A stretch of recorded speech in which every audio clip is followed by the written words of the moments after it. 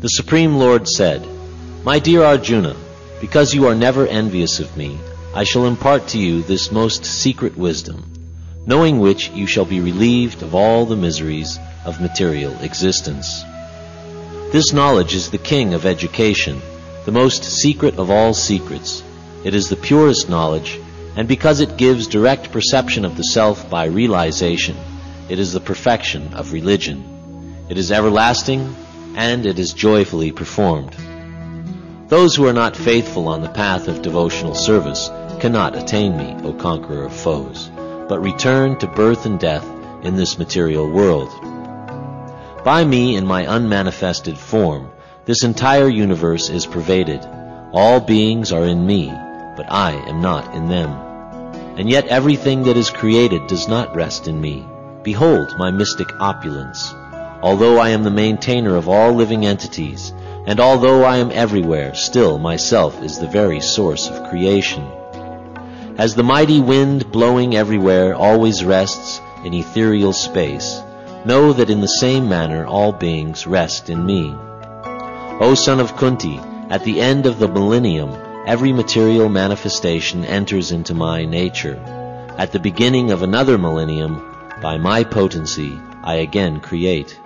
The whole cosmic order is under me. By my will it is manifested again and again, and by my will it is annihilated at the end. O Dhananjaya, all this work cannot bind me. I am ever detached, seated as though neutral. This material nature is working under my direction, O son of Kunti, and it is producing all moving and unmoving beings. By its rule, this manifestation is created and annihilated again and again. Fools deride me when I descend in the human form. They do not know my transcendental nature and my supreme dominion over all that be. Those who are thus bewildered are attracted by demoniac and atheistic views. In that deluded condition, their hopes for liberation, their fruitive activities, and their culture of knowledge are all defeated. O son of Pritha, those who are not deluded, the great souls, are under the protection of the divine nature.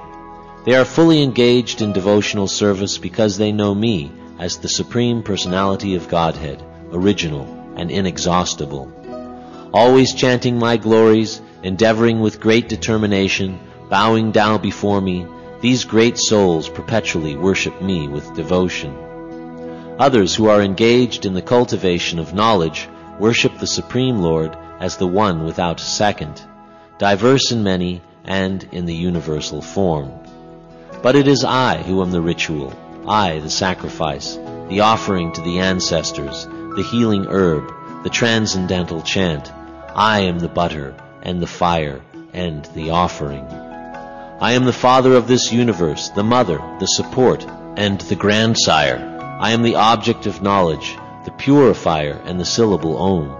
I am also the Rig, the Sama, and the Yajur Vedas.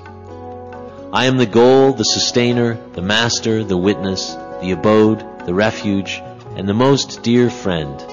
I am the creation and the annihilation, the basis of everything, the resting place, and the eternal seed. O Arjuna, I control heat, the rain, and the drought.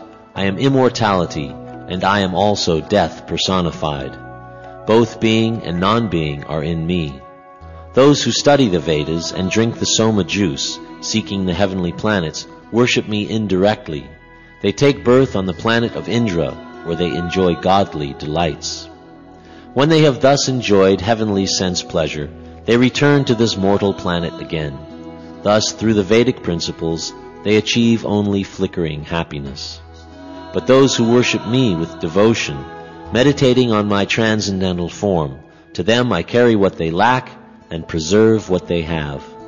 Whatever a man may sacrifice to other gods, O son of Kunti, is really meant for me alone, but it is offered without true understanding. I am the only enjoyer and the only object of sacrifice. Those who do not recognize my true transcendental nature fall down. Those who worship the demigods will take birth among the demigods. Those who worship ghosts and spirits will take birth among such beings. Those who worship the ancestors go to the ancestors, and those who worship me will live with me.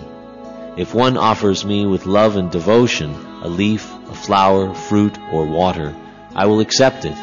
O son of Kunti, all that you do, all that you eat, all that you offer and give away, as well as all austerities that you may perform, should be done as an offering unto me. In this way you will be freed from all reactions to good and evil deeds, and by this principle of renunciation you will be liberated and come to me. I envy no one, nor am I partial to anyone. I am equal to all, but whoever renders service unto me in devotion is a friend, is in me, and I am also a friend to him.